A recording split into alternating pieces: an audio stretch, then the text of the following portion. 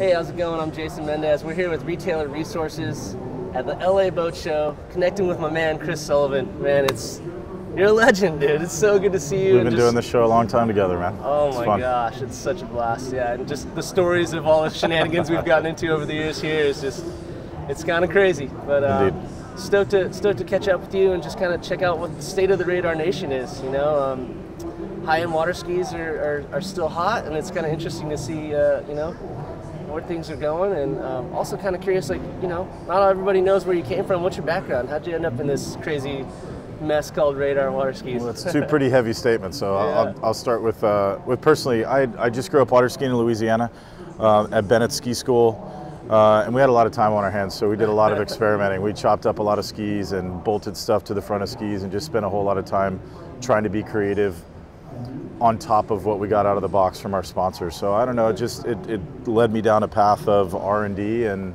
working with some great people, and I was fortunate enough to have Herb O'Brien take me under his wing at a pretty early age, and that was 20 years ago, back to CDX, designing CDX days was my first project to be involved in on an R&D from, you know, on a second or third tier level, and it's been fun. So now, you know, designing skis and coming to the LA Boat Show and talking to people about skis is rad. It's really, really good. That's awesome. Yeah, I mean, you're a disciple, so to speak, of Herb O'Brien, and it's pretty amazing to see how it's come full circle. And you know, I've started year one with Radar Ronix, and it's just been a crazy journey to be 10 years strong now, and it's a lot of fun, man. It's been a blast. It's good. And your second, the little opener there is about skiing, and skiing's really healthy right now. It's at a good place. The industry's at a good place, and there's a steady increase right now. And I think that people are, you know, with you know, in our lifetime and our generation has really started in wake. Our peers did. Yeah.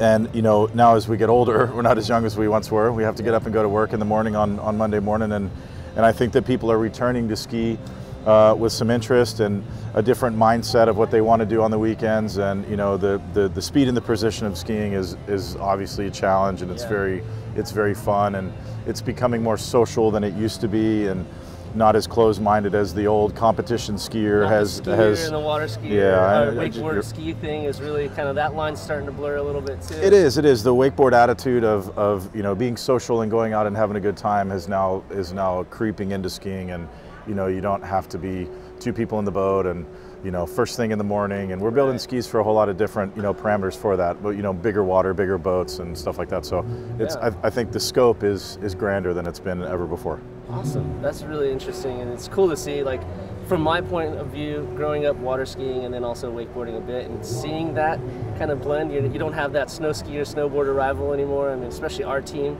You look at guys that are really coming together to push the sport and be really creative. You're not stuck in that box of tournament skiing like you guys have really. Brooks Wilson, for example, you know, a lot of those guys have pushed that.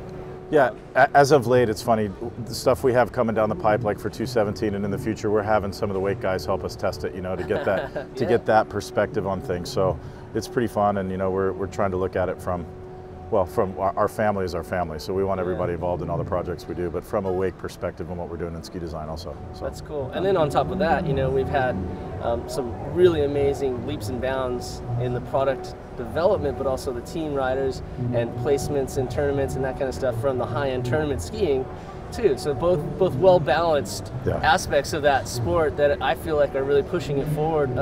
How does that translate to what you would say maybe high-end water ski sales?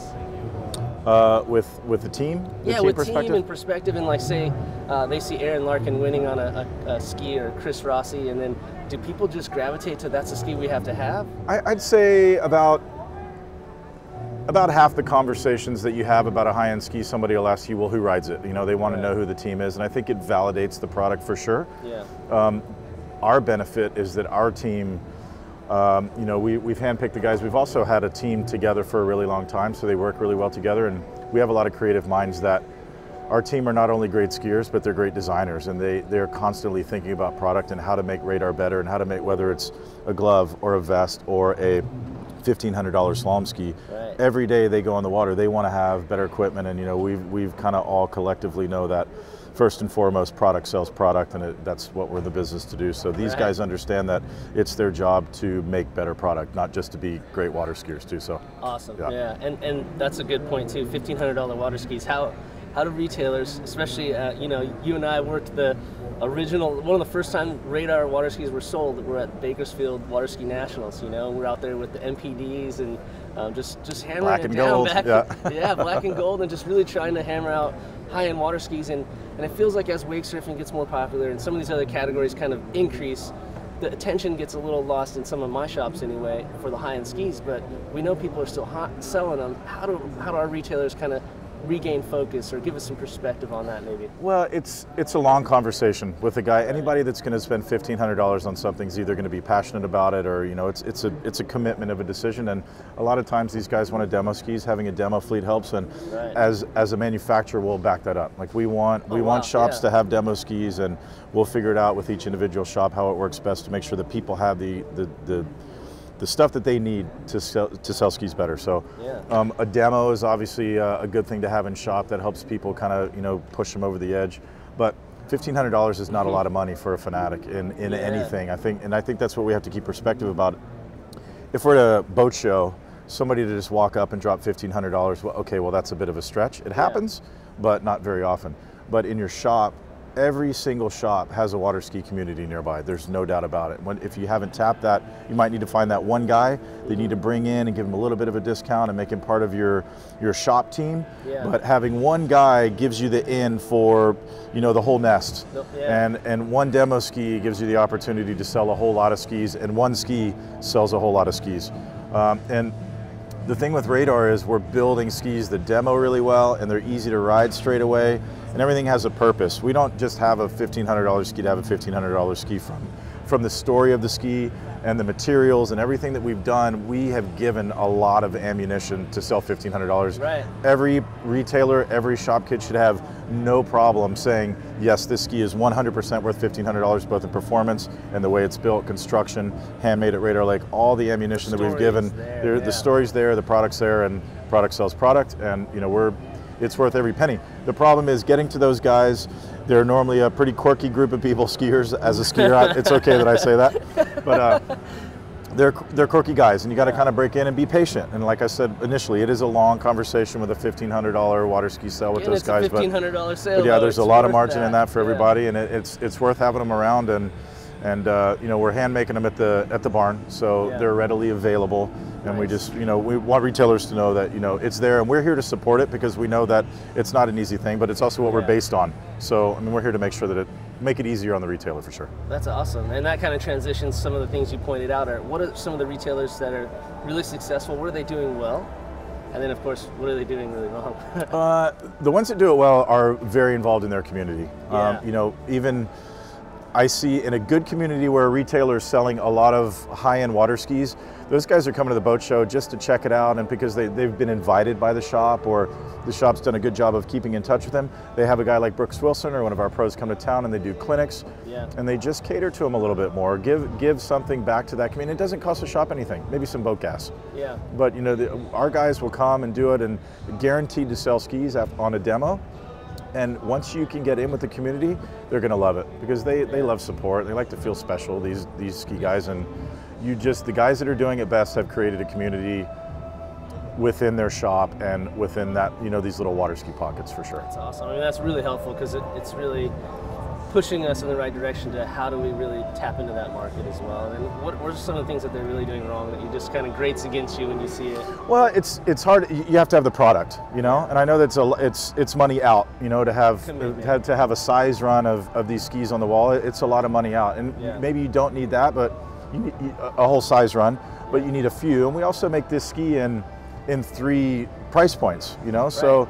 And you don't, maybe for some guys you don't need to have this $1,500 version, but if you have the $1,000 version on the shelf, make it a special order. Oh, hey man, they make this other model of it that's like the super big dog race pro model. I can get it for you, but you know, this is the one we stock. But you know, and just, you've got to have it there. You got to have it to sell it, basically. Yeah, so you're seeing guys that just really aren't committed to it, and they're complaining they're not selling them, but they just have one ski on the wall. It's right. like, come on, man.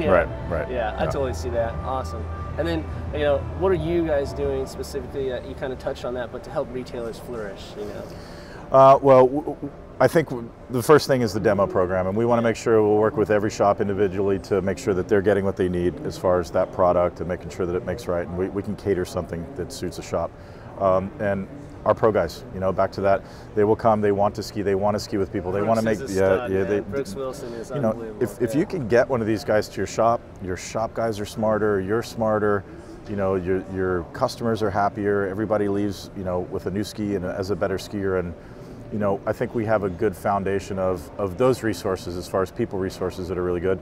And then with the ski itself, there's just a lot of ammunition there and everything's updated. I mean, that's the thing with Radar skis specifically is we don't have a mold on the shelf that's older than 18 months. Everything is brand new technology and everything has a purpose. I mean, the line is very linear and there's no fluff. Everything from top to bottom is suited for a specific skier. So, people can have a quiver, or if a customer comes in the shop, you can point them in a very specific direction as far as what they need. So it's not very confusing. Yeah. You just have to be committed to skiing and know that skiing is going on out there, and that if you give it a shot, there's some money to be made there for everybody, and it's a viable business right now for sure. And so what motivates you? What motivates me? Yeah. Oh wow. Making people better skiers, making better skis. It used to be skiing. It used to be trying to run 41 off, and I don't anymore. Getting the Water Ski magazine cover shots and being on the boot box. That was kind of fun those days. Yeah. Mullets and everything. But now it's just making better skis. I feel my win now is when we've built a good ski that we know that retailers are selling and they're excited, and we get emails or phone calls like, oh my gosh, you wouldn't believe it, like this ski is just on fire, or I had a customer. Those things are wins for us now, just building better stuff. And I mean, that's the daily motivation, is just trying to puppet string a whole lot of stuff from a new shape to the graphics to China trips to make sure that our factories are running smoothly. And it's a lot. There's a lot of cogs in the wheel, but the machine runs smooth right now, and we got a really hot staff, and that's cool. And things are good. That's really good. And then best advice ever given? Best advice I've ever given? Oh wow. You've ever received? I've ever received? Yeah, best. Don't bet on the slow horse. Was that from Herb O'Brien, or was that from the real Sully? That's awesome. Herb O'Brien didn't give a whole lot of advice. He just motivated really good, I mean, he just led by example, and watching Herb work made you a better worker, and watching Herb work made you motivated to work for him, and we all still do, and he's a pretty powerful force. That's beautiful, man. Yeah. Awesome. Thanks so much, man. I really appreciate your Awesome time. to catch up, brother. Always a pleasure. So stoked. Yeah. Thank you again. Make sure you check out more on www.mendezinc.com and check out our YouTube channel, subscribe, fill in some comment sections as well. Thanks for your time.